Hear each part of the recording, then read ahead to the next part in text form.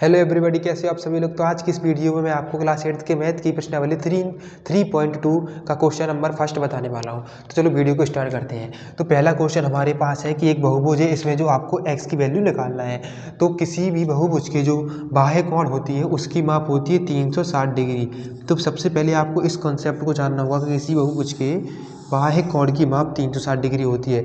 इसी से हम सारे क्वेश्चन सॉल्व करने वाले हैं। जैसे पहला एक बहुभुज है क्वेश्चन नंबर फर्स्ट का ए, जिसमें जितने भी सारे बाह्य कोण हैं इन सभी की माप है 360 डिग्री। तो हम सारे बाह्य कोणों को लिख लेते हैं, जैसे 125 प्लस के x बराबर 360 डिग्री, क्योंकि बहुभुज के जो बाह्य कोण की माप होती है वो होती है 360। तो इसलिए मैंने इसके जितने भी सारे बाह्य कोण थे उन सभी को लिख लिए हैं। इन सभी को हम जोड़ देते हैं तो आ जाएंगे 250। x बराबर 360 में से हम इनको माइनस करेंगे तो 360 से माइनस करने पर इसका आंसर आएगा 110 डिग्री।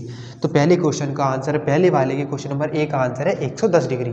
तो अब चलो हम समझते हैं क्वेश्चन नंबर सेकंड में जो आपको बहुभुज है, बहुभुज के जो बाह्य कोण है उन सभी को हमें लिख लेना है। तो जैसे यहाँ पर पहला कोण है 70 डिग्री, इसके बाद दूसरा कोण है x। अब यहाँ पर आपको कोई भी वैल्यू नहीं है तो इस समकोण का यहाँ पर होता है समकोण का साइन, जो समकोण है वो होता है 90 डिग्री का। तो यहाँ पर आपको 90 डिग्री लिख लेना है, प्लस के 90 डिग्री। इसके बाद जो अगला कोण है वो है 60 डिग्री। इसके बाद इसमें भी यहाँ पर जब भी आपको किसी भी बहुभुज में या किसी भी आकृति में अगर ऐसा साइन मिल जाए तो इसको हम बोलते हैं 90 डिग्री का साइन। 90 डिग्री का इसको समकोण बोलते हैं। क्या बोलते हैं? समकोण। तो यहाँ पर समकोण यहाँ पर बना हुआ है तो इसकी वैल्यू भी 90 डिग्री है।